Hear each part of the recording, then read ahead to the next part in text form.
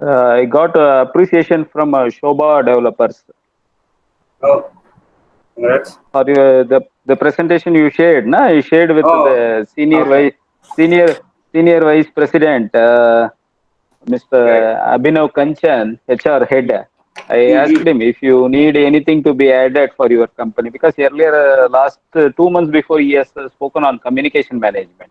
Okay, So I okay, asked him, sir, for the okay. HR perspective, would you like to add something or you want to? No, no. He has given excellent remarks.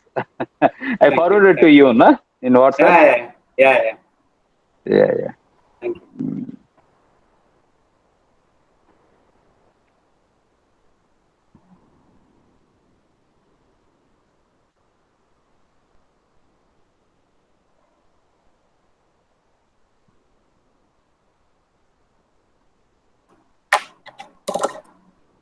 People are from various places of the country, so we will speak only in English so that Yeah, yeah, everyone will sure, sure, understand. sure, sure, sure.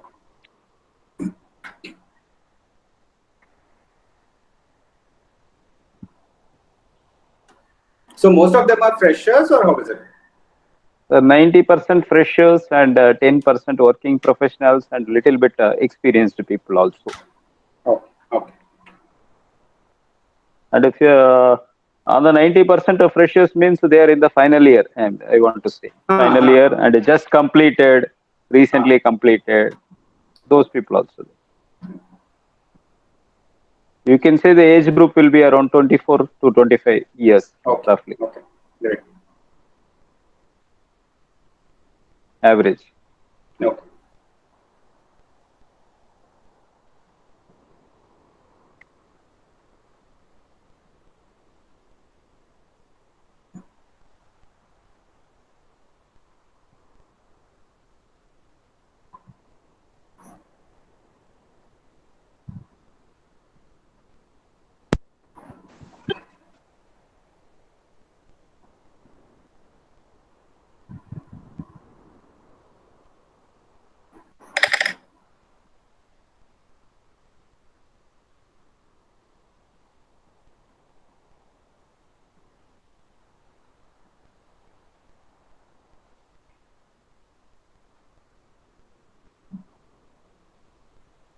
Can we start? Oh yes, no problem. Let me know. Yeah, yeah, yeah. Can we Good start? evening, everyone. Yeah, yeah, yeah. Good evening, Okay. everyone.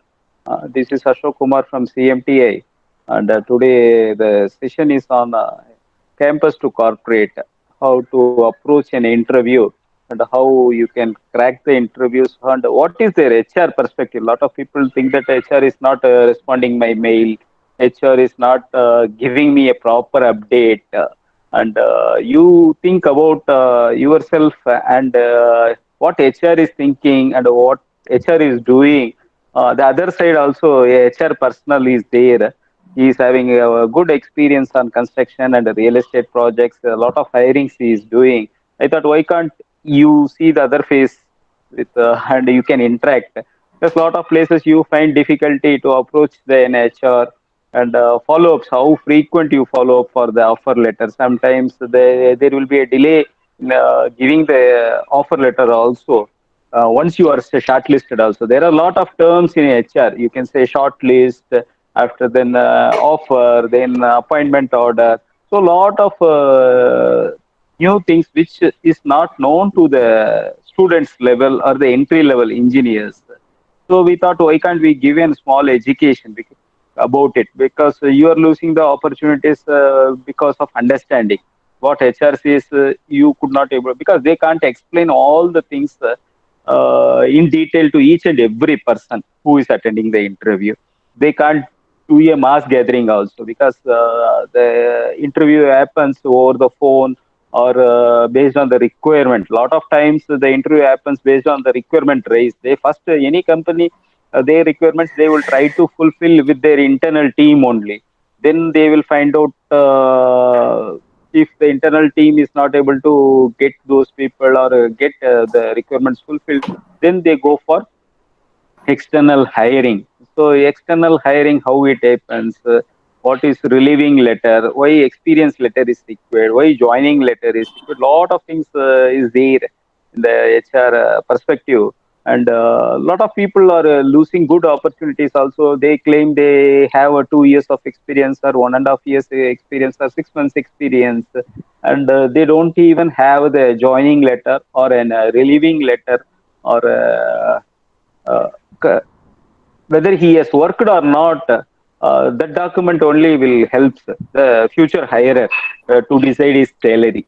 The salary, everyone is looking for a good salary, and HR also wanted to give a good salary only.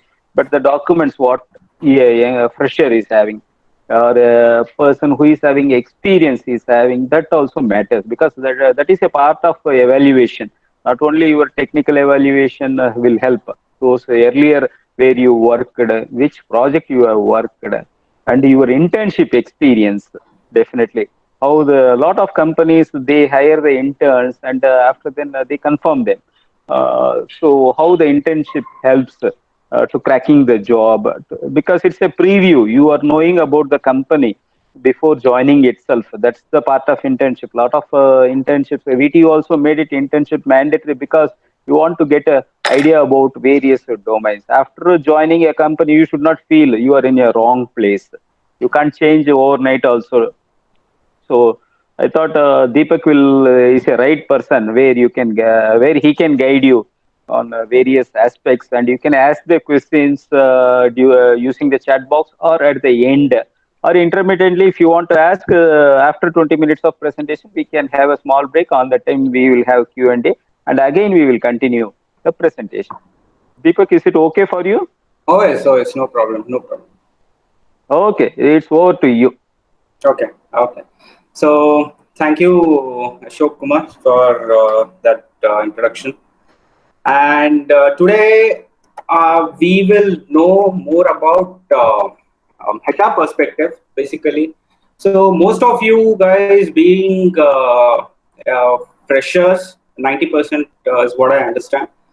So it is something like you're getting into a new world, basically, and you absolutely have no idea on how the organization works, and what the culture is, because standing outside and looking into an organization is totally different, and how it works inside is totally different.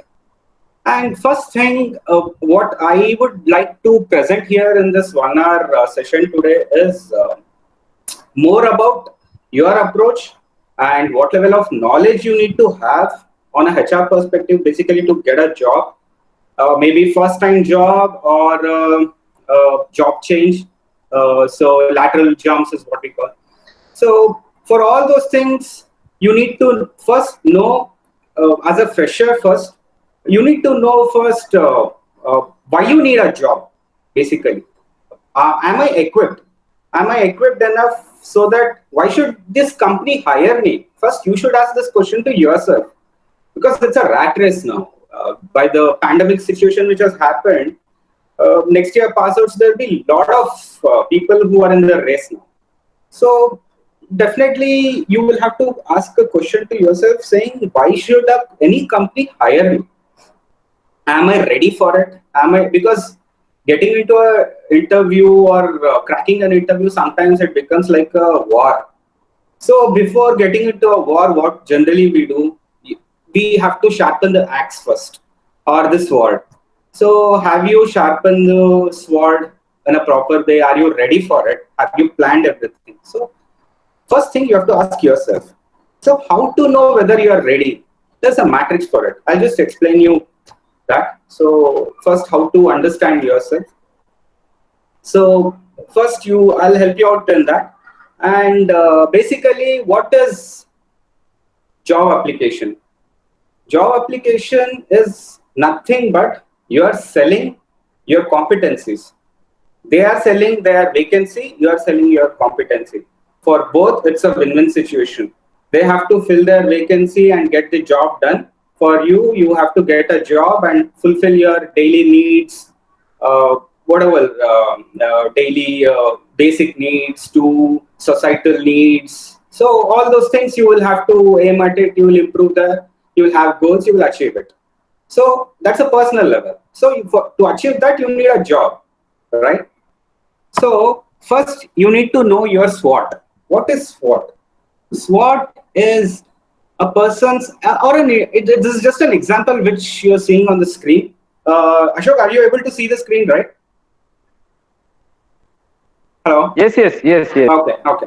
So, first thing is SWOT analysis. This is just an example.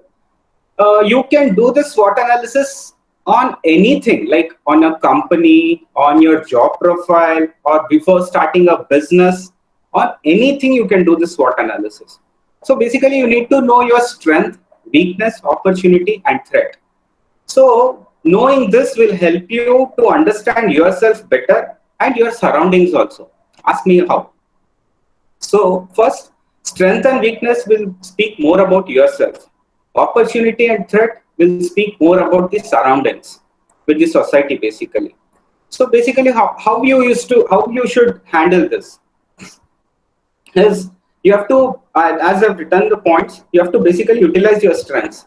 So example, if you know that you are strong at something, if you are a cricket player, if you're strong at cover drive, and if you're not good at a back foot drive, so if you're strong at cover drive, definitely you will have to utilize the strength whenever the opportunity strikes in.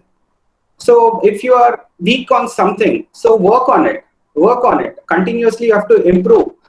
So that should be your target. And again, you have to grab the opportunity, whatever is there in the market. For that, you need to be updated on the happenings which is going on in your field.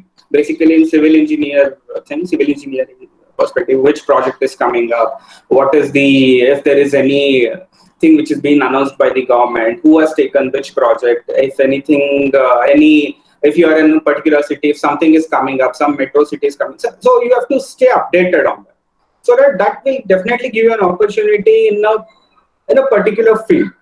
So there are a lot of threats as of now, yes, because of this corona thing. There are a lot of threats because, as I told on my first slide, there's a lot of competition as of now, and business definitely is not as good as what it was 4 months before. So then positions also have come down. So for that, you will have to tackle it. So how to do it? Basically, you can see the strengths, weakness, opportunity, threat points. So basically, I would rather suggest every one of you makes this exercise before you get into before you are ready for any interview. Just make a SWOT analysis of your own. Take a pen and paper, put this box put this box and write down your strengths, weakness, opportunity, and threat. So that will give you an exact understanding of what are my strengths is, where am I lacking, because many people might be good in their technical skills, they might be very poor in communication. So read some English books, listen to some English novels, or continuously keep improving on the language part. So it's not a rocket science where you cannot achieve it. So definitely the thing is you will have to work on it. So there is a saying where to know and not to do is not yet to know. Means if you know something and if you are not doing it, it is as equal as not knowing it. So basically, if you know that you are weak in something, you have to improve on that. Else, you're wasting your energy. And opportunities, as I told you, you have to keep updated. You should be updating your knowledge. So I have put the points. So what would be the opportunities? Maybe some positive trends in the field which is coming up in a particular city. So if you're okay for if you're okay to get transferred or get moved into some city, so definitely keep updated in all this knowledge on all these cities. And if you are okay with, if you're looking only for any particular city, just keep updated yourself, so that definitely once an opportunity strikes in, you can definitely grab it. So if there are anything which is required in your field, example, there was CAD, there was some Revit, some software came in. So if there is something, there's an opportunity for you to learn, so definitely you'll have to grab that opportunity, you have to learn it. So something like that. Then you have to definitely strengthen your network. So network is most important when you want to get into any job. Maybe because now gone are those days where people were just approaching all the companies and dropping their CVs there, because HRs will not even see those CVs. I'll be frank, because I myself was a HR for the last 11 years. So last 5-6 years, whatever CVs I've received, it's been only it went to WPP. So we don't generally get into that, because once there is a requirement, the post will go everywhere. Social media is very strong. So if anything is required, definitely I'll get, if I have one posting, I'll get 100 applications. It's a demand and supply economy. So if I have a requirement, definitely I'll get. So gone are those days. Don't waste your time in getting to individual companies, dropping the CVs and, sir, do you have job? Do you have job? No. If there is everything and anything will be available on social media or any websites. Now there are a lot of websites from Naukri to LinkedIn, everywhere. Any say anything, Indeed, your what is that? Jobs India. So there are a lot of websites like that. Just keep your profile everywhere. You don't know which company is looking in which website. So just keep that in mind, and you should also strengthen your network. If you, example, in your relatives or in your friend circle, if somebody is in a good position or something like that, if you get a flavor of it, just keep a good contacts or something, because you never know who will come to your help at which time. So that is one strong thing which I have felt it will come to apna kaam aayega. So that will definitely come to help, because I myself got into a professional thing through a network. So it will definitely help. So then threats, you should always be aware of the threats around, and you should always be ready for it. Yes, you have to be positive in all the aspects, but you should always keep yourself ready for the, if any negative thing happens. So you should keep yourself ready for it. Definitely economy will revive. It will revive in its own time. But till then, you should be adaptable to the situation, what is happening around you. So this is a small gist of SWOT analysis. Hope you guys have just taken the snap of it,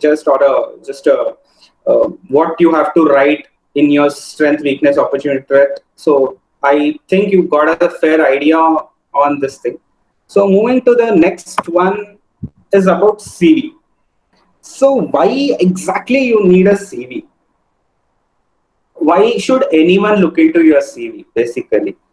So there will be a lot of applications. There will be, like, if there is a job, I mean engineer job, site engineer job in a big company like L&T, if they post them, and then they will receive like thousands of applications for one profile. It could be one of them could be yours. So you should know, why should anyone look into your CV first? CV is like uh, WhatsApp DP is what I can tell. It should be attractive, and it should be attractive in you should not do too much of colorful thing, but it should be attractive in its own way, by its content is what we mean. So, and you should also maintain a good email subject. Many times I have received a lot, in my experience, I've received a lot of CVs. Just in the subject, mail subject, it be resume, my resume, applying for job.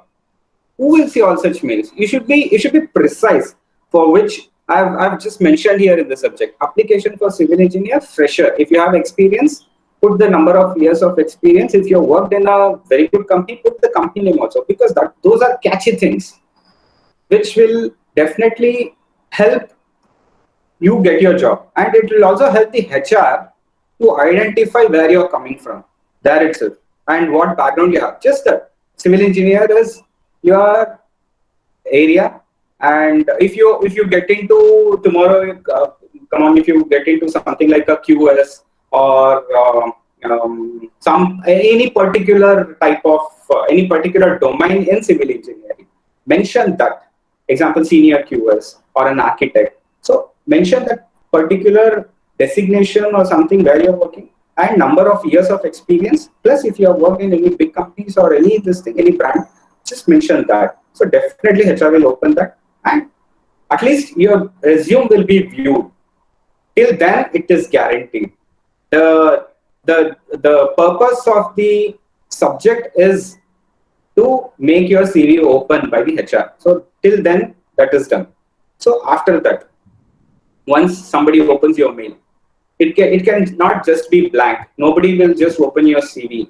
First, it has to have a covering note saying that why you are applying for a job. Was there a vacancy posted on Naukri, or is it through some reference of your friend?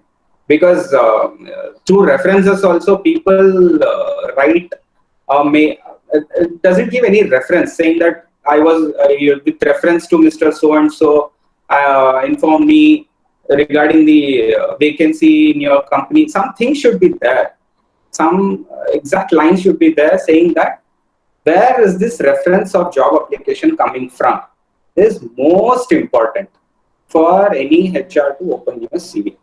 Okay, and apart from that, if you're giving a hard copy to any person, make sure that your covering note is also there in the front. If you are sending it through mail, it has to your covering note should be your email, body of your email. That is mandatory. And as I told you, CV or your resume is nothing but your introduction.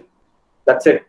They can any person will, because HRs will not have too much of time in calling you up and understanding where you're working and all those things. They'll just see your CV because they have time limitation.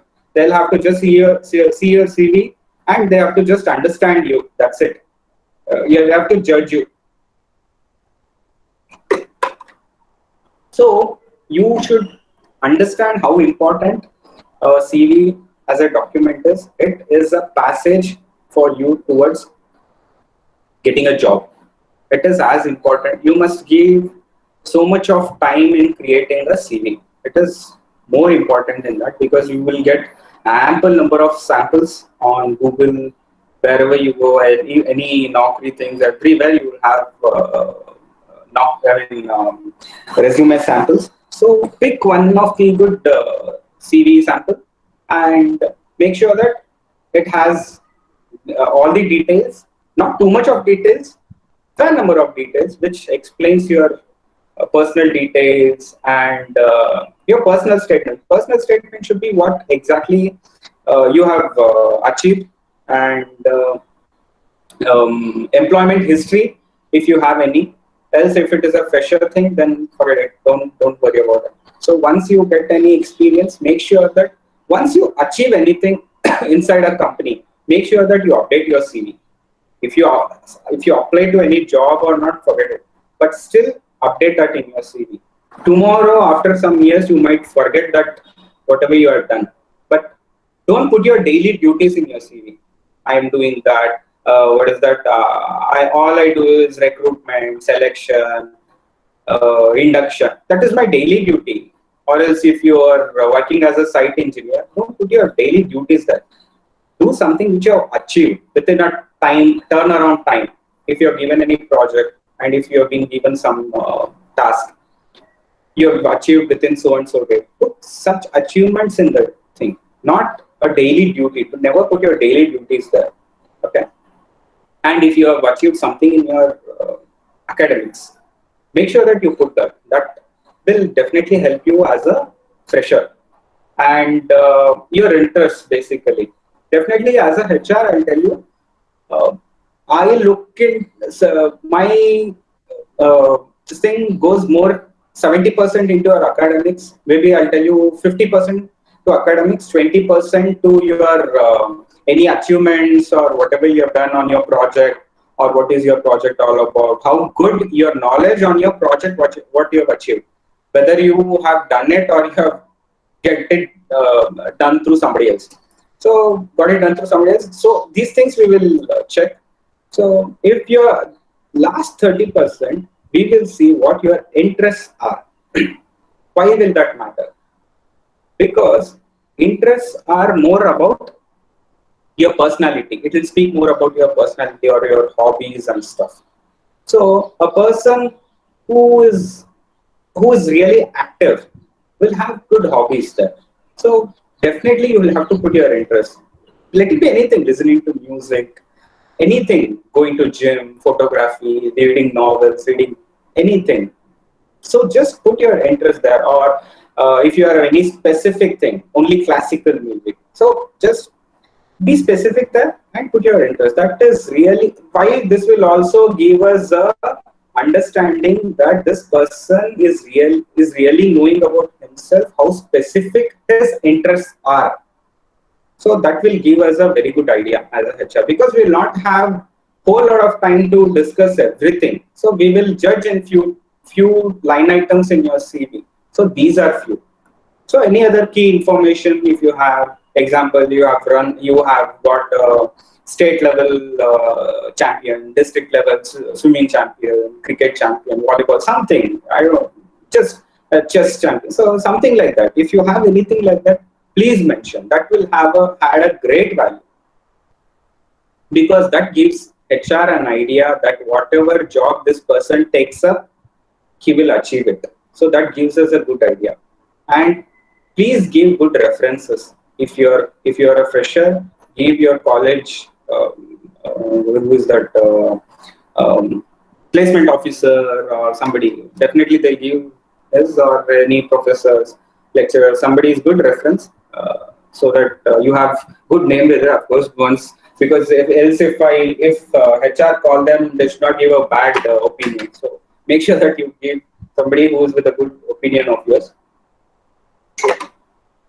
So next is what not to have. This is just a sample which I have put it here. You can just take a screenshot or something like that if you want. This is how it should look like. Putting a photograph will also add a value if you really want to have it. So if I'll just move to next slide, if you have taken a screenshot or something. So what shouldn't be on your CV? You can look at the booster here, and or something. So it had lied in its CV. So the HR took him and put in the job on its first day without any training. So it is suffering there. So it had told that I knew how to swim. So HR told, okay, go. So that's why it is there.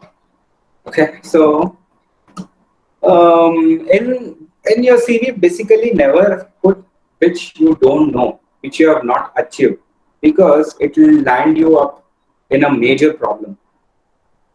So, and don't write epics in your CV, please. Don't write TV serials saying that I did these paragraphs in your CV. Nobody will have so much of time or interest in seeing all those things. As I told, keep it crisp and precise. That's it. We would be interested more on your achievements and your interests and your personal details. That's it. More of it. That's it. So apart from that, as I told, never highlight your duties. Please highlight achievements. Never avoid using cliches. Cliché means people will put, I am hardworking, working hard, and God knows if they're really hardworking or hardly working. So definitely never put such this thing. And teamwork. I'm a very good team worker. They'll be just a fresher. They would have put, I'm having leadership qualities. So all those things are very contradicting to some positions which they handle. So never use such cliches, because your achievements should speak for itself, not your words which you put there. Hardworking is, everybody is hardworking, but your result is the thing which matters the most. So don't use such words there. And never put incorrect contact details. I have undergone this many a times. I would have found CV to be very precise to what I'm looking for the position, what I'm looking for. But when I call that guy, or when I tell my people to call him, that person is number would have changed, switched off, not reachable, or his email ID is different, or something like that. So that should never happen. You There's a chances that you at a major job you're losing it. And never use fake references. Fake references, if you use, and if you give somebody's reference, I mean, especially this is for people who are experienced. Give a person's reference who is, example, if you work somewhere and you have joined to a new company, give reference of a person who is still working there. HR is not interested in a person who has left your earlier company and has a good opinion on you. No. HR has his or her own way to find out the references. Why they ask you is whether you are giving a genuine reference or not. That is because definitely HR, if somebody thinks that you can give some references and get away with it, no. We know how to get a proper reference. There are agencies which can get us proper reference. There is something called background verification. So it is a mandatory thing now. Any small company or big company will do background verification. So make sure that any reference checks, any certifications, whatever you have mentioned in CV, it has to. That's what I mentioned in the first point. Never lie. Your documents, anything, whatever you submit, it should not lie. Else it is a big black mark on the career itself. It will give a full stop on the career. Though we don't like to do it, we are not intending to do it, but we are forced to do it because I myself have fired in that in these cases as many as 10 people in my career. So there are cases where people come up with wrong reference things. They provide us duplicate fake experience certificates, fake education mark sheets, just because to show that they're passed out in distinction and all these things. So it is the hazardous thing which you can do it to yourself. It will not affect the company. Company will get another person, but you should know that it will definitely harm you, and it's a problem. So once after that, assume HR will call you for an interview, and your interview has been scheduled. So one more thing which you should know is what all you should be knowing before attending an interview. Why they have to select me? Okay, my resume got accepted. I am through with the resume part. I have been shortlisted on the resume part. So now they have to interview me. So if I have to sit there and get selected, that is, just remember, this is the only chance if you have to get inside the company. Okay, this just you have to assume that there were 100 people in this race, and I have been selected to this position. So you should. I'm not scaring you, but you should have that level of respect towards the job interview wherever you're going. You should go, of course, with a confidence as well, but you should be well prepared. My first point is that know the purpose why you are going. If you're going for a particular position, what they have called for. If you know that they have called you for a trainee position, and if you don't want to go as a trainee, don't attend the interview at all. Tell them that I'm not interested in a trainee position. Give me, if you are okay with engineer thing, then only I can join. Because few companies hire first as a trainee, then they will convert as a engine. I mean, on direct to employment. They'll convert later. So be precise if you really want to attend the interview or not. Go with proper preparation. So if you know that if you are okay for whatever position they have called, first do the background study of the company. I'll name in future slides. I'll show you what are things you should know about the company as well. But along with that, you should also brush up your technical skills, and you should also see your own CV first. Whether am I ready to tell whatever he will ask me in the interview about the CV. He might take you. Because definitely there will be a technical person sitting next to the HR. So technical person will definitely ask some detailed technical stuff about your project, maybe. So make sure that you know each and every bit of your project, because that project is your baby. You have done it. So you should definitely know everything kit and kin of the project. So you should be 100% sure, and you should also be sure on the uh, technical aspects and what are the updates, because once you get into an interview, next there comes a point why they have to hire you. Are you different from all the people who are sitting in an interview? How different are you? You have to prove it there, so that they have to hire you. That question you have to ask yourself first. Prepare for that first. That is what I meant in preparation. Okay. Then plan backwards. What is planning backwards? So scheduled interview scheduled maybe probably Monday 11:30. So to go to the interview on 11:30 a.m. on Monday, what all should you do? You have to plan backwards. So tonight from the 7 to 10, I have to brush up all these skills, and tomorrow I have to iron my clothes, and I have to whatever haircut and all those things. You have to be prepared. That's what I meant. Plan backwards. So and you should also have plan on what time you are leaving home. If you're going by a cab, auto, bike, so what time I have to leave, anticipating the traffic. Everything should be planned. If you go without planning, it's a flop show. Either you might go too early. If the interview is 11:30, you cannot go and sit at 9 o'clock. It shows that you are very much desperate about the job. So never do that. Never do that mistake. Just to go early, don't go at like 2 hours early.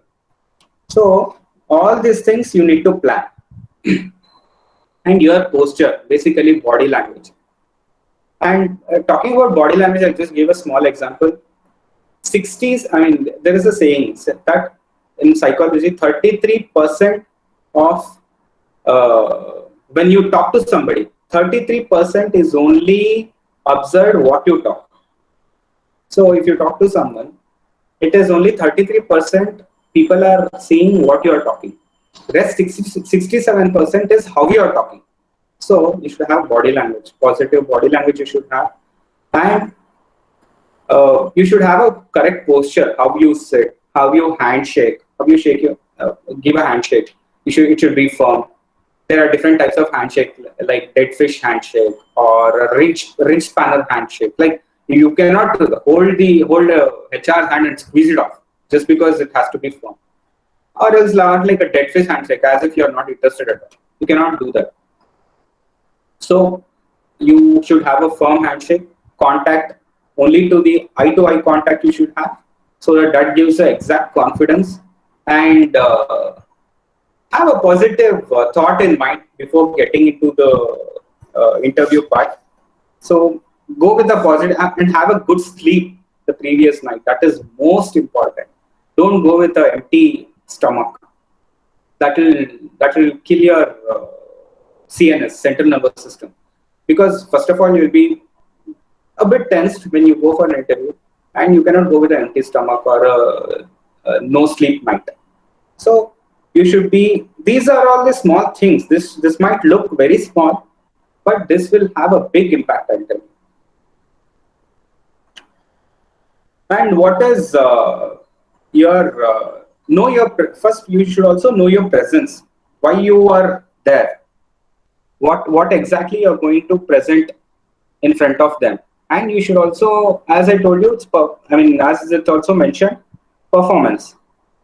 So performance is basically you should be able to, when once a question or something is thrown on you, because definitely once you're sitting in front of an interviewer, they will ask you different types of question. It might be a psychometric question, direct questions. There might be different types of questions which is shot at you.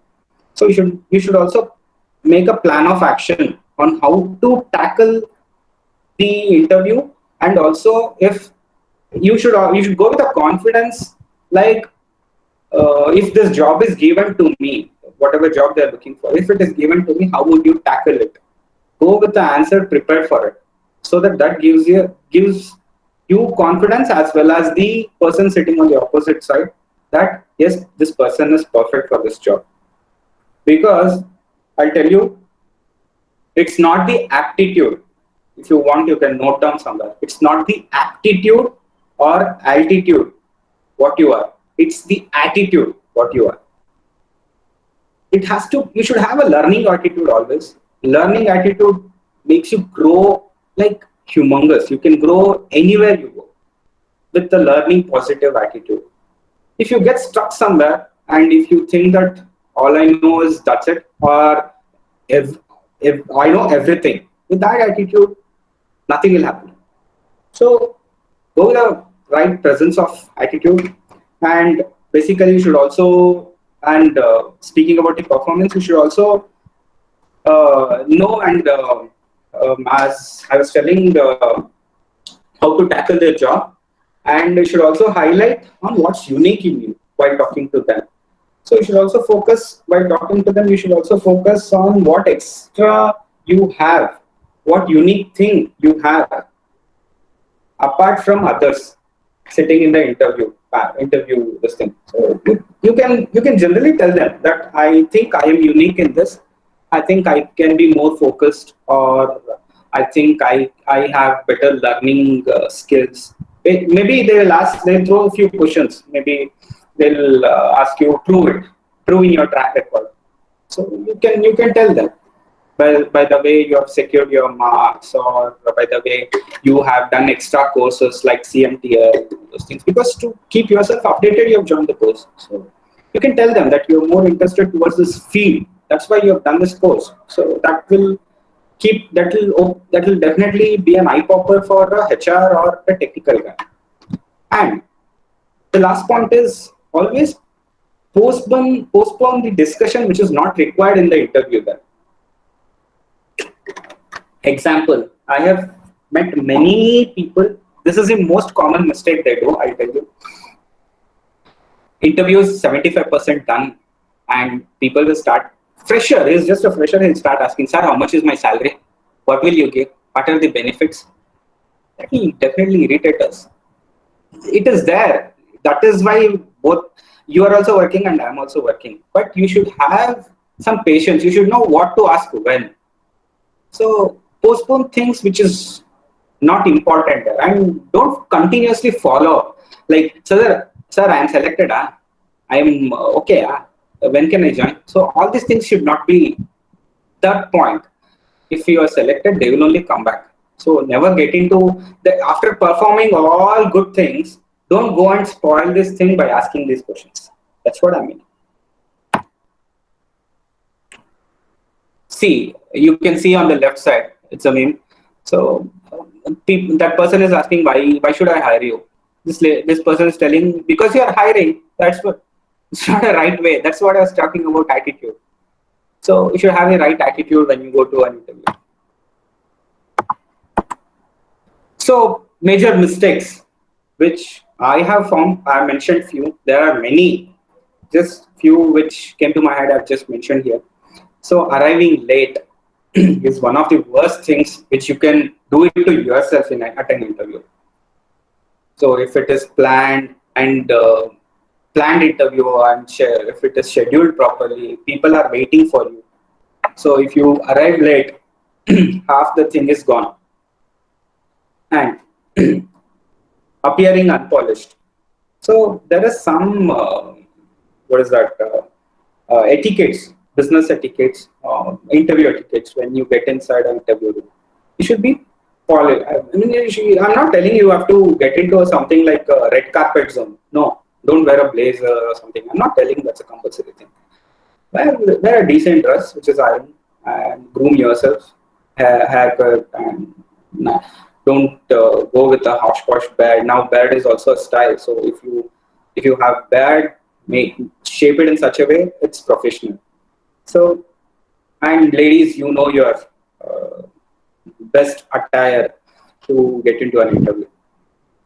So go get into an interview room so that appearance should give them a positive vibe. So that is what I mean. Then never display low energy. Like whatever they ask, you shouldn't. Your voice should be firm. It shouldn't be like whispering, or it shouldn't make them feel that you're very nervous or something like that. It should never look like that. So you should have a proper vibe. Whatever you're speaking, it should be have a proper tone. You shouldn't shout, nor you shouldn't whisper. You shouldn't even display very high energy, saying that I know everything, sir. I know you can give me any job, sir. I will do, sir. Then they will ask you questions which will like bombardify you. So just uh,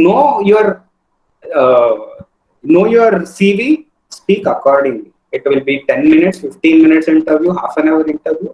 It may be, but know your limitation. As in my first slide I showed, know your SWOT analysis. Based on that, you just talk what is required there. That's it. Then never come out without asking more questions. This is most important, guys. Please listen to this. Many people think that for me, job is very, very important. It is required. In a similar way, as a HR, it is also most important for me to fill that position. I also have a deadline that I should fill that position, whatever, if there are 10 positions, 15 positions where I have to recruit GET. So please understand that I should also hire you guys. So that is the requirement which I also have as a HR. So always have a question. Just like the way they will ask you that why should I hire you, you should also ask them.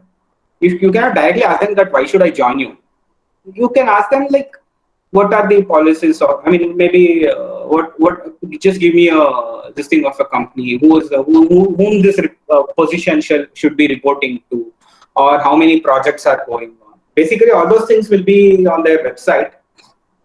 Maybe you can ask things like their company performance, what is happening, and one second, company performance, what is happening, and few at different levels of position, they even ask a turnover also. So because definitely you should know the financial health of any company to go and join. That is in my next slide. So I'll show you. And not to do's are, again, don't do aggressive follow-ups. As I told you before, don't ask, sir, am I selected? Am I selected? Don't give continuous calls to HR. Saying that whether if you are selected, they will give you a call back. Don't follow up aggressively. Maybe if you didn't get anything for a longer time, then you can just drop them a message, or just give them a call and just precisely ask them. And asking them has its own manner. Wish them, sir, good morning, good afternoon. Sir, if you remember, I had been for an interview last week. My name is so and so. Sir, please let me know if I'm selected. I'm just eagerly waiting to take up the challenge. It has to be in that tone. So, and that cannot be tone always. You cannot again next day cannot call up in the same tone and ask the same question. No, because you should understand after some days, if you even after 1-2 follow-ups, if there is nothing, just forget it. Don't worry. That's not your cup of tea. Try for something else. There are enormous companies waiting for you. Okay. So next, what are the types of employments? Basically, companies will have trainees. They have permanent job is, once you join as a trainee, it can get converted to a permanent job, or it can just be a trainee, like apprentice trainees, fixed term trainees, so like stuff. And one after that, basically these people will be hired directly from campus recruitment, or even now there are lateral this thing off campus also people, and directly posting on, because trainees now are hired from everywhere.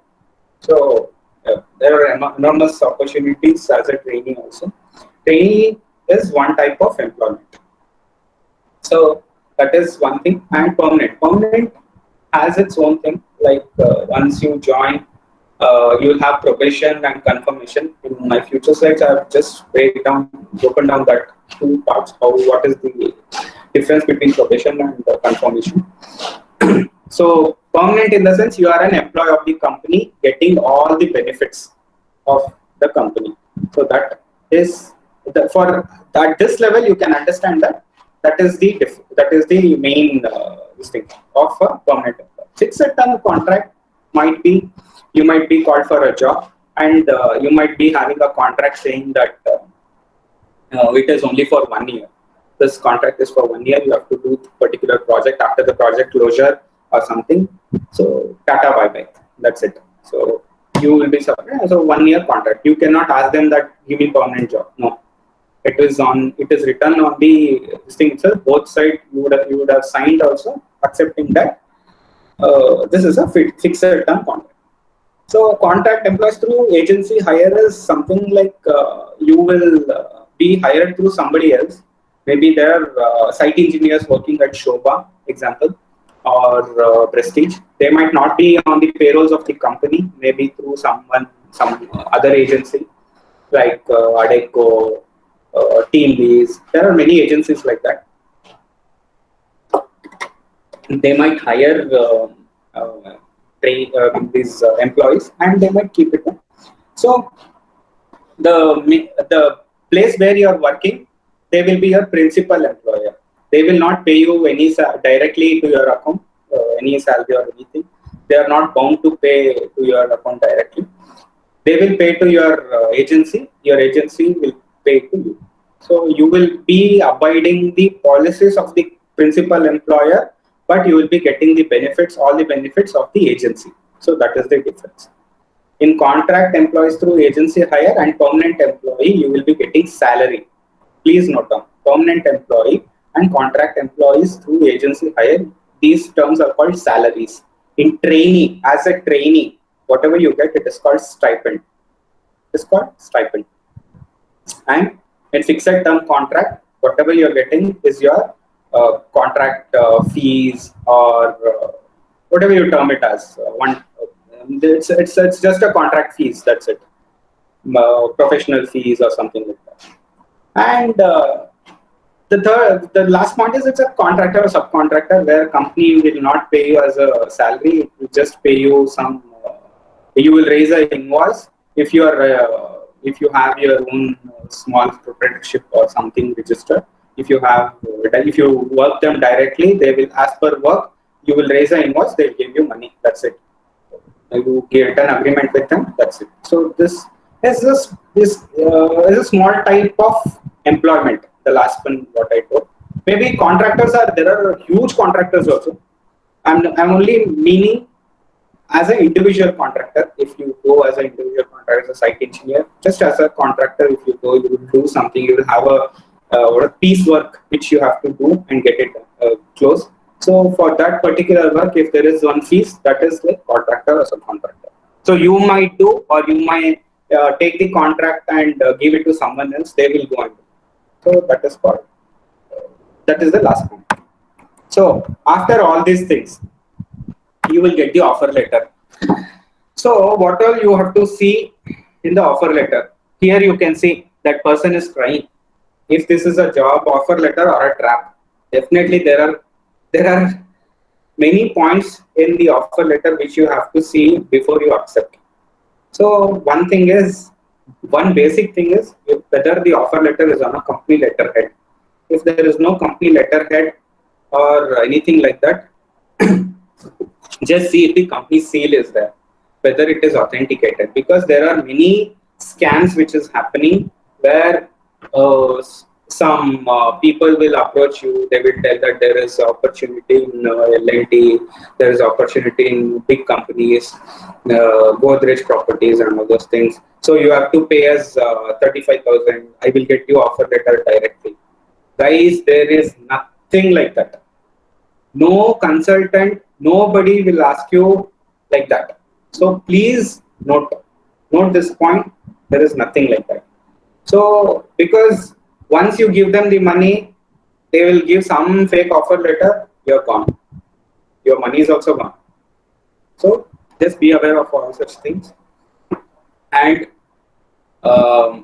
basically, that I'm just talking about the fake offer letters which is happening around. So apart from that, even any offer letter, it has to be on letterheads or with authentic signature, authorized signatory thing. Those things should be that. You have to check all those things. So and a job title, basically what job they are hiring you for, designation, and couple of basic rules can be there. There are many companies which does not keep company rules in their offer letter. That's not a problem. And date of joining in the offer letter may not be compulsory. I'm telling you, it is. It in these days there is only one single offer letter that I'll talk in the next slide. So date of joining might not be compulsory in your offer letter. This holds good especially in the IT sector, where they'll get an offer letter and date of joining is not mentioned, and they'll just be waiting for the date of joining. This has happened for many campus recruitments. So, and it should also mention last date to accept the offer. Example, today you have got the offer letter. It should also have, if you don't accept this offer before some September 10th, then this offer letter shall stand void, which means this offer letter is cancelled. Offer letter is not mandatory that this is agreement. Offer letter is something that both are intending. A company is intending that it will give you an offer. It's up to you whether you are accepting or not. And company is just giving an offer. This is how it was. This is a old school this thing method.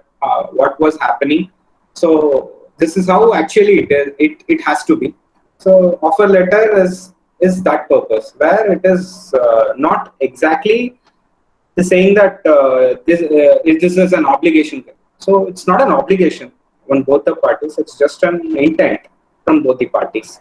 Is the offer letter. So it should also definitely have your compensation and benefits part, where it should definitely give your salary breakups, everything. Should be there in your offer letter, guys.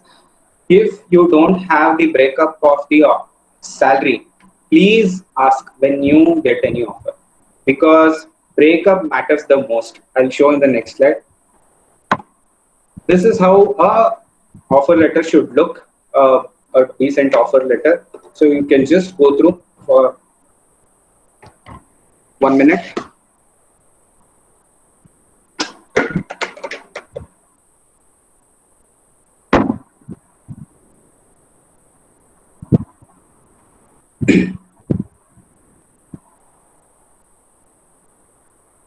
So see, it is mentioning his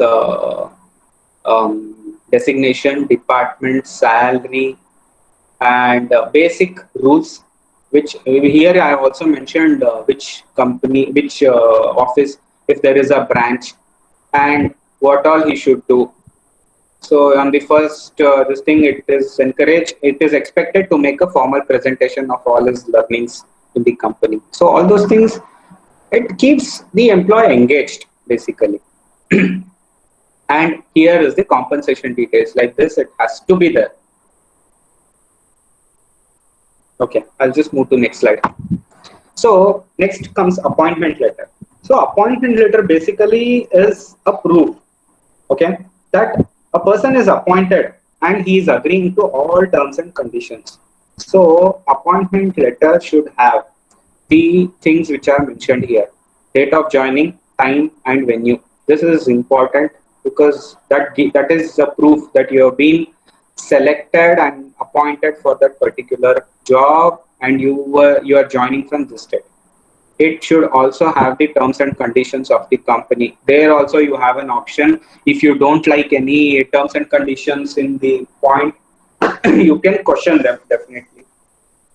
So everything will be there. In fact, few companies will have a detailed terms and conditions. Each and every point will be covered, starting from HR to IT.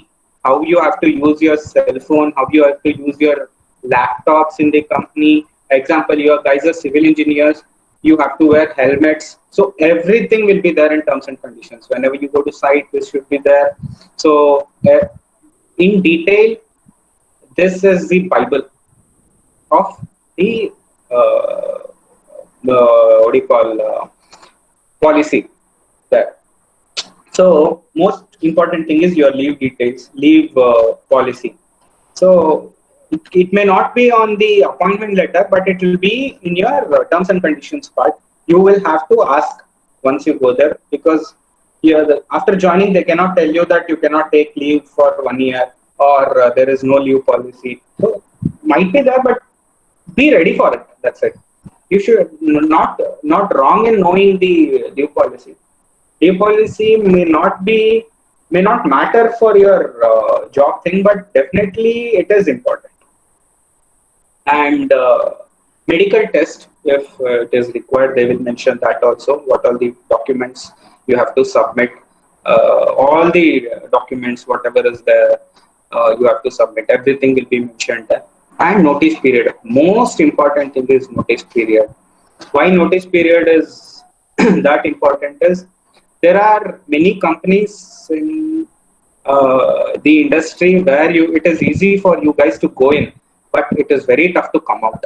So it shouldn't be like that.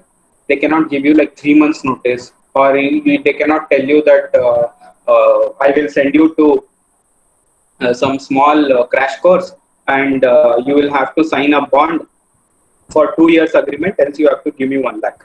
They have seen such agreements, employment agreements. So that's why you should be aware of all these things before you getting inside. And notice period, you should ask first day itself, saying that how many days of notice period is here. So that you should know. This is the sample of the appointment letter. Appointment letter again will have the compensation details. So don't. I mean, it's the same thing, and this is how an appointment letter will look. But nowadays, what has happened? There is nothing called separate appointment letter. And if you get any offer, don't go there and ask. I have received only offer. Where is the appointment letter? Read the offer letter itself. There are all the points covered which is required. That's your appointment letter also, because the trend has changed, and offer would be put on a mail along with an annexure of your salary. And once you go there, they will say give you the offer letter. So this is the latest trend which is happening. So if they give all the things there itself, so fine, take the offer and be happy. So this is the appointment letter. Okay, and this are the small tips which I've mentioned before getting into any organization. These are the things we should generally know about the job, what you handle. There is a saying: always love your job, not your company, because you never know when your company will stop loving you. So always know your role, where you're going, whether because there are two types of uh, place where you work in. Basically, one is either you can be a small fish in a big pond, or a big fish in a small pond. So know your role exactly, criticality to the business.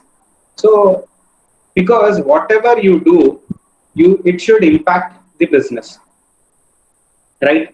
So know your role in such a way. If it is a huge company like Shobha or Prestige, your role might be very small, but still definitely it will impact. Know that it will impact. You might feel that I'm just a site engineer here. There are people sitting in project managers and all those things. But definitely that small, whatever you do, that one day, one flat or whatever construction thing you are supervising, you are checking the quality. It is most important for the business. Please understand that. Know the criticality to the business. What is your contribution? So, and then know the financial health of the company. Just you have to do a small, you can ask HR also whether salaries are being paid on time. That is most important thing, to know the financial health of the company. And there are many websites for it. So once you get into job and once you want to change your job, there is a website called glassdoor.com. GLASSDOOR, glassdoor.com, where most of the companies are there, where people will put their employment uh, review, or their experience, whether it was good, bad, ugly. very bad, very good. All those things will be mentioned out of them. There are ratings which are given for the company. So you can see it is purely for employment. So you will get to know the health of the company and always know the brand value of the company. You might be working for a small company, but that's okay. But always know how many projects they have. Always know what vision or what goals the company has. So you should. It's most important to know these things, and always try to know the work culture. Uh, if you know somebody there or something, it's fine. Else, you can definitely ask HR only that what's the work culture here, how is it, and you will also get to know through their policies only that what is the work culture and stuff. Try to understand the work culture. It is always good to know the work culture at any organization because it will give you an idea on how many years or how many months you will stay there. You will have to stay there because you will have your own ideas. Once you get into a company, you will have your own dream job and dream stuff. So always know the work culture also. And salary designation benefits, as I have told you, that is most important. That is why we are all working in this world. So just know that this thing, salary designation and benefits also. If there are any benefits like insurance, medical insurance part, always try to understand. If there are no medical insurance, then definitely you can plan accordingly. But always try to know what are the benefits given by the company and exact designation structure also you have to know. It is more important. And also know the work life balance. You cannot work like 14 to 16 hours per day. You cannot work. So make sure that you have a proper work life balance. I'll tell you guys, work is a part of life. Work itself is not life. So work, keep work as a part of your life. It is there, it's most important, yes, but still it's a part of life. Treat in that way. You cannot work like 17 hours. Okay, you guys being young guns, you can go and work there, but after 1 year, 2 years, you will get aversion. With 1 year of you being job, you would have got 10 years of experience because you would have worked so many hours per day. You would have got like back pain, headaches, like get into bad habits. So don't fall for the traps. People, if you have such an emergency, all stay backs I have maintained wherever I've gone, in time and out time. It has to be if it is fixed, just get out after the out time. That's it. So you have to put a barrier for that because after your office hours also you have a life. You are not giving your 24 hours to the company.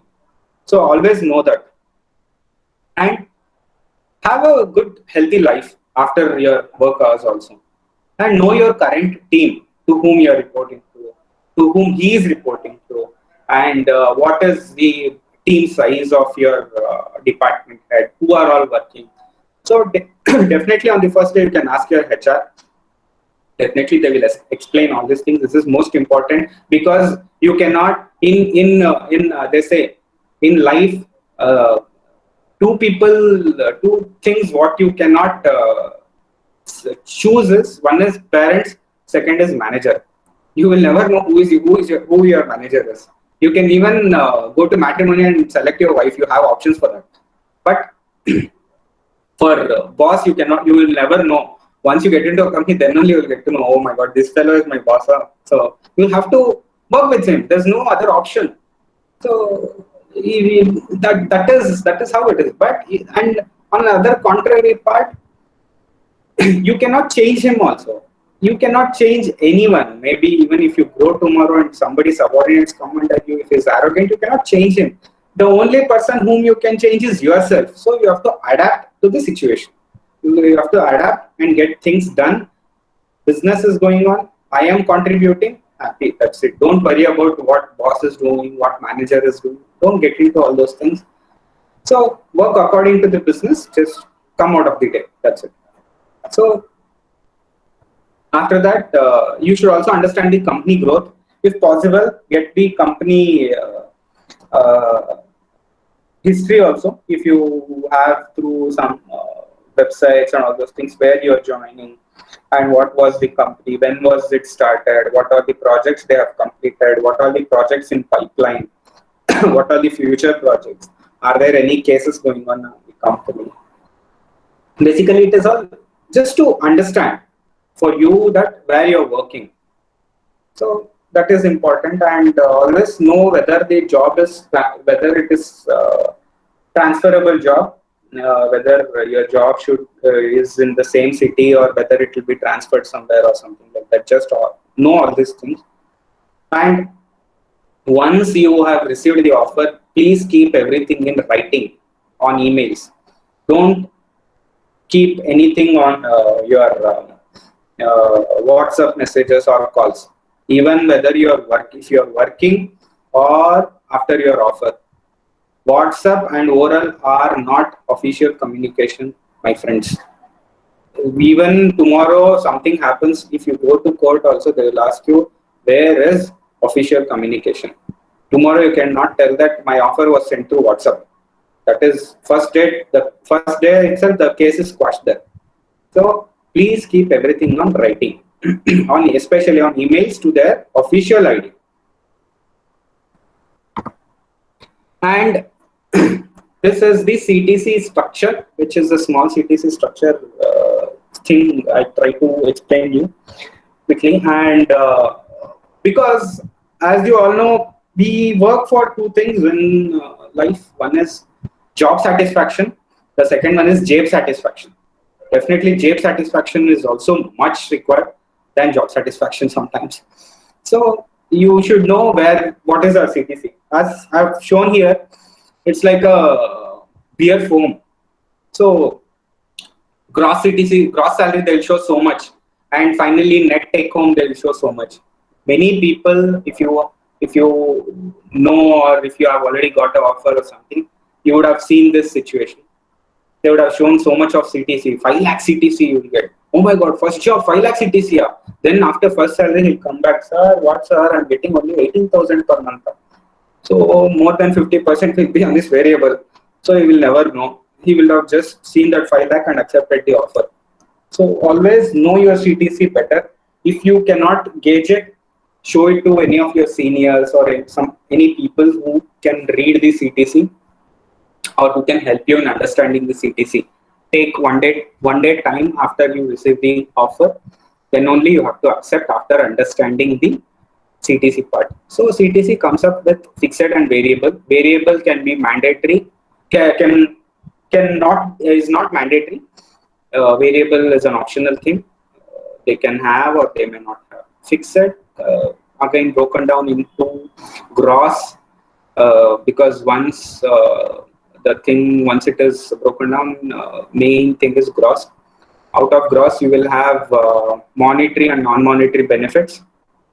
Monetary is everything that comes to your pocket. Of course, everything will not come to your pocket, but everything will go to any one of your accounts. Something like PF, ESI benefit. Many people doesn't understand what is PF benefit. PF benefit is much better than your salary. I'll tell you why. So PF, you can earn interest along with your earnings. So finally, monetary benefit and non-monetary benefits. So deductions, there will be some statutory PF, PT, professional tax deductions would be there. If there are any other deductions, they will mention in the salary slips. So coming to the next breakup of earnings and deductions. Basic salary is compulsory for any organization, may it be big, small, anything. Once you are a permanent employee of the company, you will have a basic salary in your offer letter or pay slips. Wherever you go, this is there. Okay. So then house rent allowance is also compulsory. They should give this. So I don't know, many very, very small time players like a local real estate, some one project, two project guy may not even have these breakups. But this is the standard thing which is followed everywhere and anywhere. This is required even for them to show it to the government. So, and dearness allowance is compulsory, but they might not show in your offer letter. Dearness allowance can be merged with any other allowances also. It is basically depending on your cost of living in a particular city. So for at this level, you can understand that dearness allowance is only depending on the city where you are living. Okay, and any special allowances. All the reimbursement parts may be on actual basis, definitely with some limit capacity for your particular grade or something. If you are a site engineer, if you are traveling daily to uh, a place where it is like 20 kilometers away, so they will have a petrol reimbursement policy where you will go and uh, reimburse for yourself, and telephone, mobile reimbursement, and medical insurance and any coupons if you receive, like Sodexo coupons they have, so or any food coupons in the food court or something, that will be provided by the company itself. These are all basically to avoid tax, which is not required at entry level, so I'll not go detail into that. So you just keep it in mind. And deductions basically into professional tax is compulsory. Even if you earn 15,000 also, professional tax is compulsory. PF, ESI, and tax deduction, and gratuity valuation if there is any, not mandatory there. So take home or net salary, for all of you guys more interested in this, take home or net salary is basically your earnings minus deduction. So please take a screenshot of previous this screen and this screen, keep it with you. This is the meaning of take home. Then don't go back, take a CTC of 5 lakhs, 6 lakhs, sir, first job, sir, I have received 6 lakhs CTC, sir. After first month job, don't come and say, sir, only 20,000, sir. You did not read the offer letter properly. Problem is yours. You would have already signed. So you cannot blame the company. Read properly once you receive. So I've just made a small difference between incentive and bonus. Incentive is basically you are working towards a target. Example, if somebody gives you complete this project within so and so date, I will give you an incentive of 50% of your salary, monthly salary. So that is called incentive. There would be a policy for it, and they will have to abide it. And once you close within so and so date, they will have to give it, and that is guaranteed after achieving your thing. So that is the difference I've made. And bonus is a surprise package. It may not be mandatory, it may not be guaranteed, even if they put them in your offer letter. Example, if you have some bonus in your offer letter saying 1 lakh rupees per year, yearly pay, they may give or they may not give 100%. They may tell that company performance is bad, I will give you 50%. You cannot question them. There is a clause for it. So understand all these things, because whichever company you go, bonus is not mandatory. Bonus, even they may mention that whatever amount, but always it is subject to company performance and individual performance. So it is a backward calculation. Bonus is a backward calculation. Incentive is future targets. So that is basic difference. And there is something called a statutory bonus, which is being made compulsory by the government. So it is only for people who get up to 21,000 salary, and the calculation is 8.33% of the whatever gross salary you are getting, and it cannot exceed 20% of your salary. So that is the rule which is being done by the government. And this 8.33% of monthly bonus, they can employer can also add in your monthly salary. So all those things you can just just a knowledge to for you guys to know about this. It's not mandatory that this bonus statutory thing should be mentioned in your offer letter. Just know it. Just know that this 21,000, if anybody gets an offer of gross below 21,000, make sure that you have to demand for this 8.33% of statutory bonus. So this is about PF and gratuity benefit. So PF is compulsory for any employer who is having minimum 20 employees, and it is compulsory for any employees who is withdrawing less than 15,000 basic salary. Okay, and the compulsion thing is, even if your basic salary is 20,000 and your employer you can opt only for 12,000 or 15,000, which is mandatory. So that is what the rule says. So 15,000 is the minimum compulsion what government has made. So basically 1,800 rupees of contribution is mandatory. Okay, just the point is 1,800 is the mandatory thing. That is 12% of 15,000. So 12% will be deducted from your salary. Again, 12% will be given by employer. So 1,800 plus 1,800 is 3,600 every month will go to your PF account. So if you go to some company and tell them that sir, PF deduction I don't want, sir, means know what you're losing. Company is giving 1,800 rupees extra into your PF account. So above that, you will also earn 8.5% of interest. I have mentioned somewhere on the interest. Oh, sorry, I have not mentioned. It is 8.5% of interest, what you will earn towards gratuity. Sorry, PF. So gratuity again is for an employee who completes 5 years in any organization.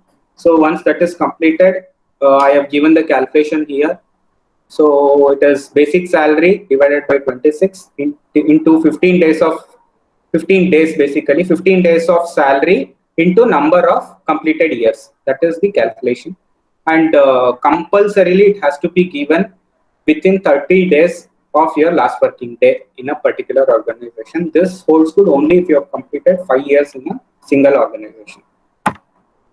Employee state insurance and anyone who is all of you definitely will be working as site engineers or whichever department in civil engineering. This is most important for you guys, not just in your office on your personal thing, and also during your official purpose also.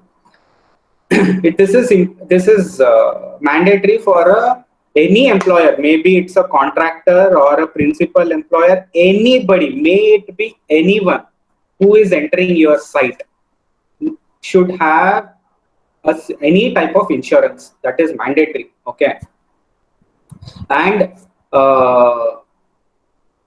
the benefit, the monthly wages, whatever the person is getting, it should not exceed 21,000. Especially the guys who are lifting bricks, or all the person who is working under contractors. So basically, this applies to those guys also. And if any trainees or somebody who joins us, if you guys join us trainee somewhere, if your salaries are less than 20,000, you should have ESI benefit. This is mandatory. Why? Because the calculation I've just shown here, how much of your money will be monthly contribution, how much of employers, you can just take a screenshot here.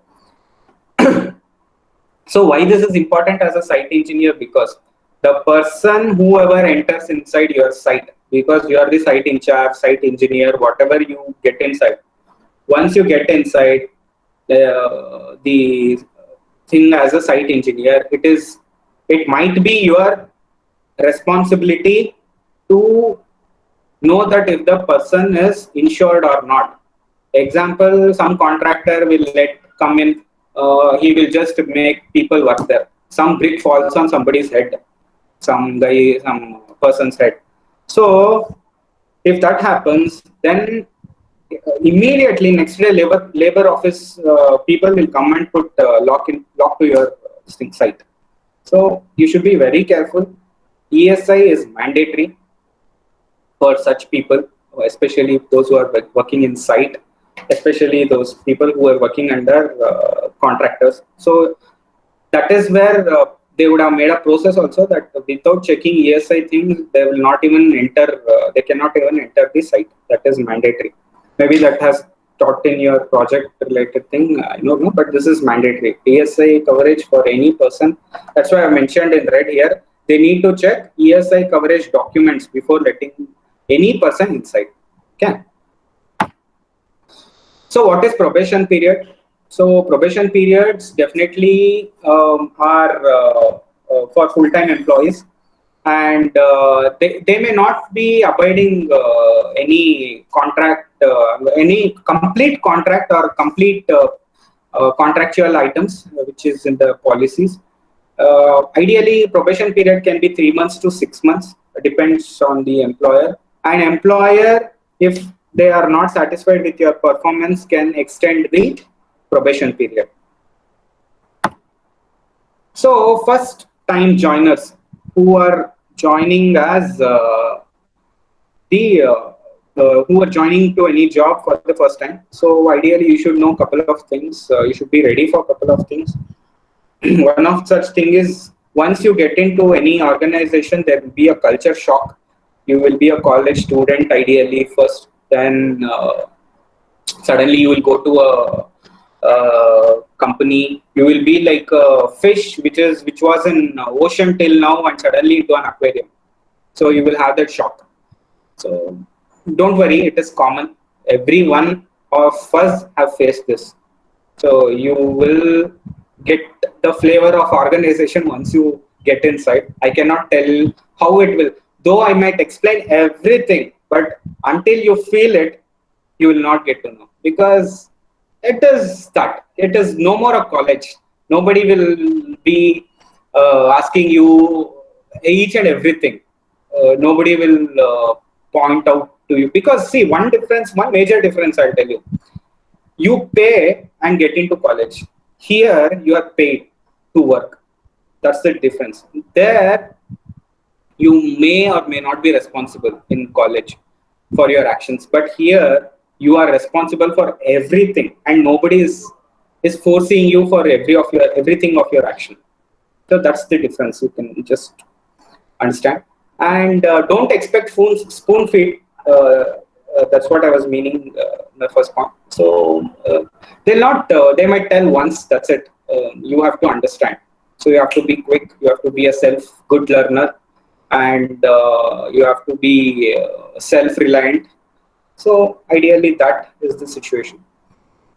And discipline is more important. Discipline towards job, discipline towards work is more important. If you are a site engineer, you have to wear safety shoe or a helmet. If it is mandatory, it is mandatory.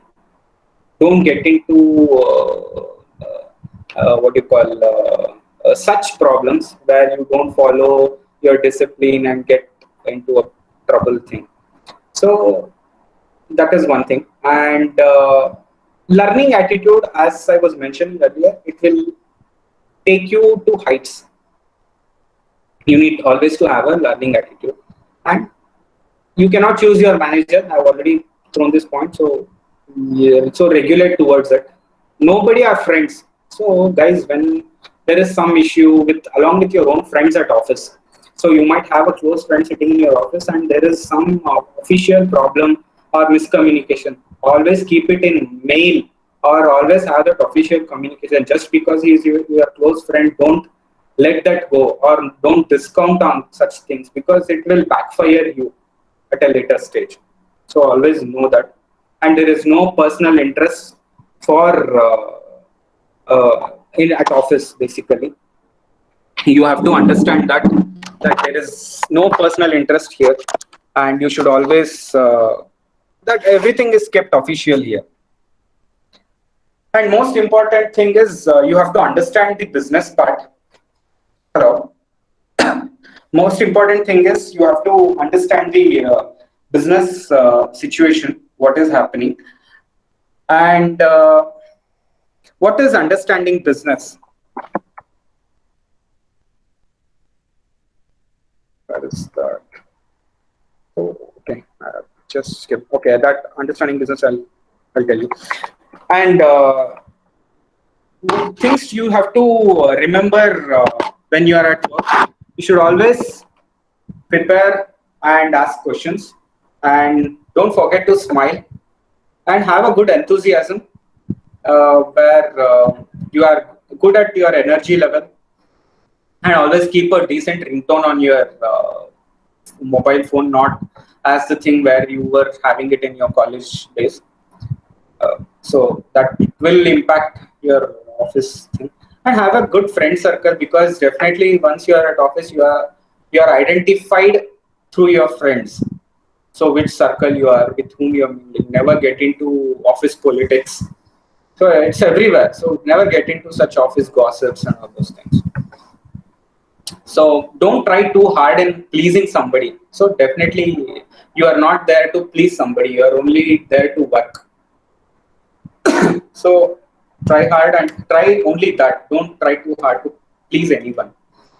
So one thing is, you have to be a good listener, and you have to observe what is going on in the business, and you should learn the rules, uh, company rules, your which requires for your to do your daily duty, and maybe any technical updates. All those things you should be kept updated on the rules, because once you are in your construction field, there may be safety rules and all those things. So you should abide that, and at the end you have to be yourself. Don't change for somebody else.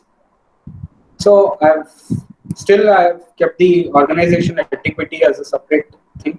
So you have to arrive on time and stay back only if it is required. I've already told that. Dress appropriately. Don't speak only when it is required in office. Once you join in the first month itself, don't show high energy and lose your name. So know when to talk. And gossips are venomous, I told you. Don't get into any gossips. Body language is important. Know how you speak also. And mind your tongue. Know what you speak also. Always ask please and thank you. That is most important in a corporate world. And whenever you draft a mail, think twice before you click send button. Once sent, it becomes official. So always know that when to send any mail. If you are not aware, ask your manager. They will help you. Ask your department head. So you should know when to send a mail, and always stay fit and stay healthy. Have a good work life. So how to know your business? I have just mentioned here. The more you plan, this blue color thing, whatever is there. So the more you plan towards working towards improvement, the less work you do, the less manual work you do. The more manual work you do means there is no proper planning. So that's what you can either shift the diagonal line to the right side or the left side. It will impact your planning and manual work. It is up to you how you handle your work there. And how to understand your business? Know the basic duties of other departments too. It's not just important to do just your duty and just go home. Just keep updated on what is happening in other departments also, so that you know the entire business, how the company is running, and know your stakeholders. If you are a site engineer, your contractor, your boss, your management, everybody are your stakeholders, because they are directly affected by you. And starting from the guy who is working in that site, the smallest of smallest guy, to the management guy, all of them are your stakeholders. Know where you are contributing. That is what I mean. And keep updating on the knowledge of your area. So whatever is your area, whether it is architecture, your structural design, or your QS, whatever. So just keep updating on your area, because that will help you the most. Because after some time you'll become stagnant else.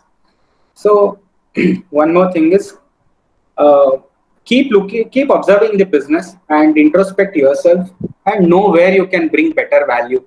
If you think that you can get into that department and bring more value, approach your manager, approach your HR, tell them that I am ready to get into a job rotation there. If they tell yes or no, that's a secondary thing, but at least approach them. So invest some part of your income towards self-development. Means if you are interested in books or something, just keep on improving yourself on a day-to-day basis, which will definitely help you to grow wherever you go. So small this thing on performance management, why it is required in a company. It is definitely required for a company to know where is your individual contribution standing, and of course you will also know whether am I contributing properly to the company goals.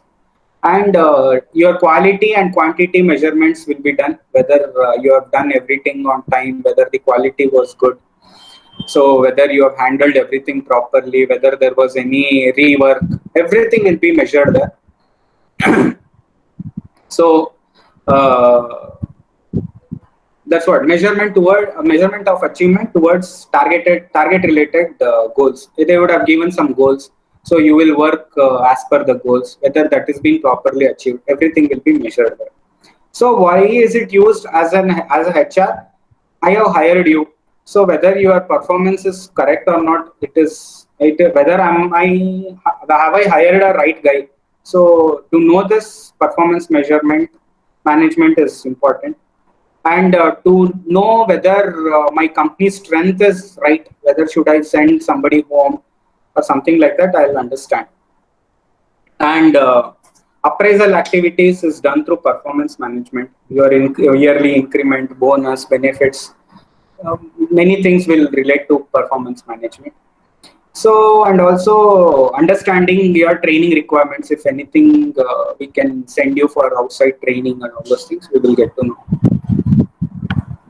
So, apart from that, these are the main points on performance management, where your monthly, quarterly, it might be monthly, quarterly, half yearly, or yearly.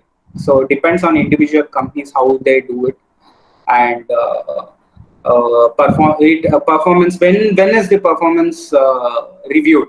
Means it can happen in review meetings, it can happen through your performance management systems. Few good companies have their system of their own to assess the performance, and also by cascading the goals, which means by breaking down the company goals to individual goals, and explaining each and every individual that what is your goal for this year, for this month you have to achieve this. Based on that, they will assess your achievement, and by taking regular feedback from your managers and along with you, and also your technical and functional performance, how you're doing, what you're doing, everything. They will take performance assessment on your technical aspects, because you guys will be knowing technical things better than what I can tell. So basically whatever is required for your job, you should be technically equipped, and if it is functionally used in the company, then you are at the right track. Then behavioral assessment, which is more important than technical. If your behavior is not good inside an organization, however good you are, it's of no use. So after that last thing into resignation, I mean your types of attrition inside the company. Attrition is basically any person going out of the company is called attrition. It might be of any means. Resignation can be due to different reasons. Some of it I have mentioned here, maybe better pay, mismatch of job role, skill of the employee, and maybe the growth opportunity is limited, or lack of appreciation. As I told, if there are no work life, there is no work life balance inside a company, there is no point in staying there. So retirement is once you achieve 58, 60 years, that's a long time to go. Just know that there is something called retirement. And retrenchment is when company tells an employee to go. So that is what retrenchment means. Retrenchment can happen if there is lack of performance from the employee, if there is a behavioral issue, if there is what you call no business requirement. There are a lot of reasons. So basically, as I was telling, if one thing, if you have to know the difference between your campus to corporate, is here in campus exams were your major criteria, qualifying criteria. but in corporate, every day is very much important. And in campus, you have minimum marks to pass. In corporate, there is nothing like that. You have to be performing, and you should be updated on your business knowledge and your work knowledge to survive. So, and efforts can fetch you good marks in campus, but in your corporate, efforts will definitely fetch you good career growth, learning, and elevation opportunities. You have to read every you generally students keep hours per day reading, but in corporate you have to do productivity, which is more important. Whether if you are doing a 8-hour duty per day, if it is very productive, then that is more important. That is how you have to manage it. So here you read and you get good marks. Here it is not just like that. You have to, your job is linked to others also here, not just yours. It is just linked to the department performance also. So always, that's why I told, always know what is happening in the department also. So, and practical is 25% in campus. Here 100% depends on your practical things. Here you just mind your business. Here you have to be versatile. You should know what is happening in the business, and also focus on what is required for the company and the business also. So whatever example, if you help somebody in keeping one brick to a huge 25 floor building also, know what is coming, what is the business requirement of keeping this one brick. That is more important. Even smallest contribution also will matter in organization. So this is just to know, once you get into which company you are working. If you are working in a small company, as I told you, you can be small fish in a big pond or big fish in a small pond. So to know where exactly you are working, you should always know that if it is a small company and if it is having very small goals, then not worth working there. If it is a big company and small company and big goals, I mention it as cheetah. So definitely those companies will survive for a longer time and it will grow. So if you're working in a small, if you join a small company and if they're planning to do big projects and stuff, definitely it's a place to work. So never give up such companies where saying that it's a small company. Always thoughts should be big, even if companies are small. If it's a huge company and if their thoughts are very small, and if their rules, policies, whatever is very mean, and it's very tough to work, no point in staying there. And I call it as rich turtle, where progress is very slow, even if they have a lot of money. If they have big company and big goals, and if you're working there, you're working in a super company, learn maximum from it, grow as much as possible. So that is what I meant. Thank you and all the very best for your recruitments, whatever jobs you're looking out for. I wish everyone all the best. So over to you, Ashok sir. Thank you, thank you, thank you. I was keep on listening your this thing. You have covered each and every aspect, which is I have given a small list to you, but you made it a bigger one, so that No, today's my the intention people will was be yeah, my intention yeah, was everybody are freshers. Most, as you told, most of them were freshers. So I just wanted them to know exactly yeah. what happens inside company. It is not just Mm, mm. what they see from outside. There are many things inside which is happening. Yes, So yes, yes, yes. I just try to cover. It's yeah, you have covered of all the things which are listed out me, which is Hmm. required for the fresher, where and all the issues are coming up. Since we are placed nearly lot of candidates, you can see in our website.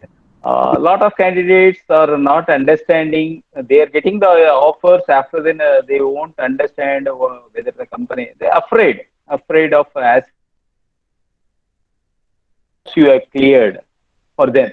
So they can ask the companies also.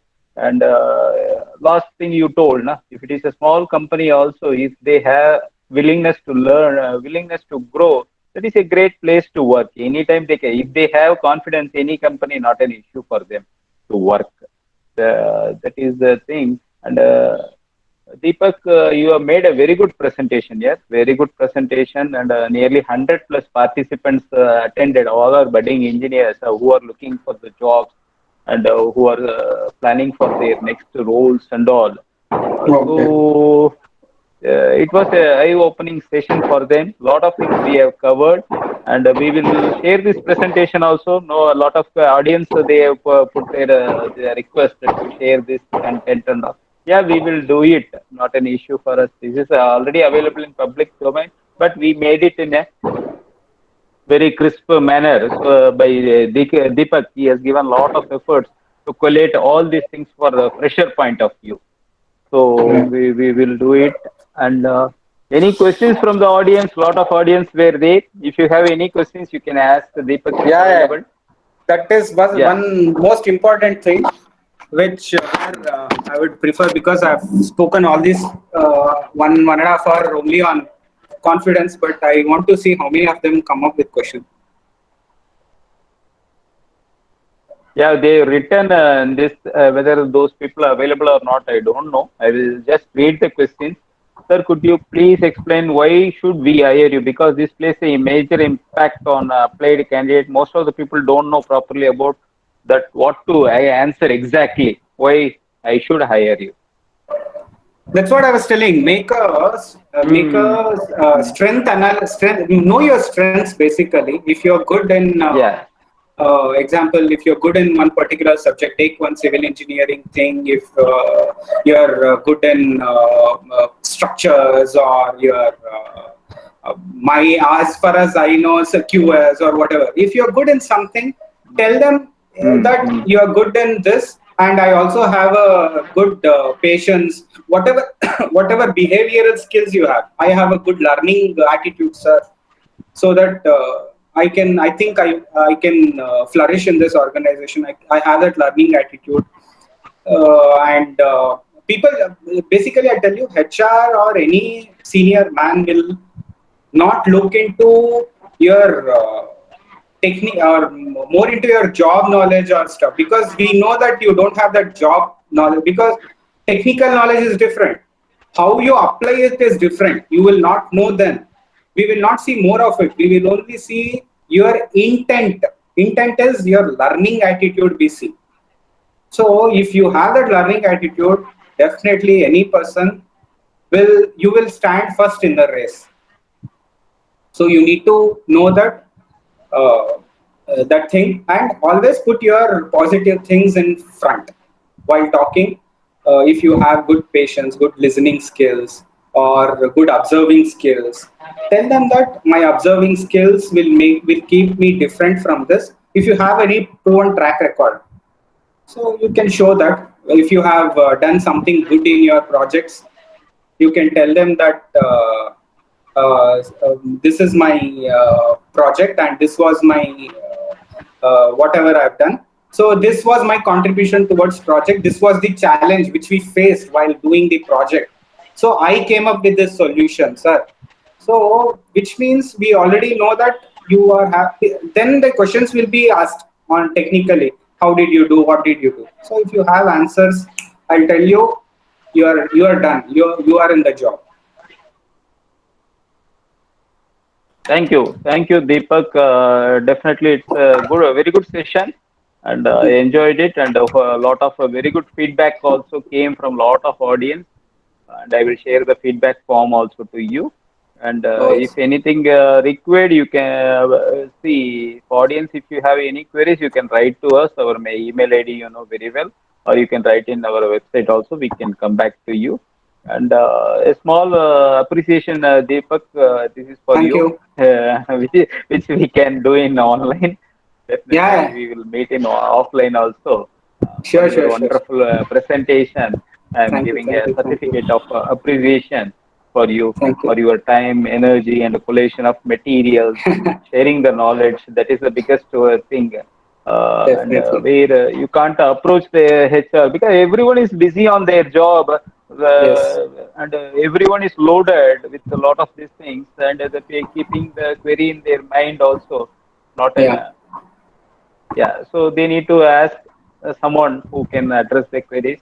A lot of HR people appreciated this program, and I shared with them. They have sent their people also for this kind of a Mm. program. They told, please conduct, because a lot of issues happens. We are flooded with a Ah. lot many queries What in if it was from if their. it correct? If it was a direct presentation, I would have selected people, stand up, ask me a question. Mm, That is how they get confidence to talk. yes, Good. yes. So okay. Thank you, Oh yes. Deepak. We Okay, will sir. sign off. Oh yes. Oh yes. Thank Thank you, you, audience, everyone. Thank for you. staying Bye. back. Nearly 120 plus people attended. I have the attendance Oh, list. I will share with thank you, you. sir. Okay, Thank you so okay. much. Bye. Nice, Bye. nice. Bye. Thank you, audience. You can sign off from this meeting room. Thank you.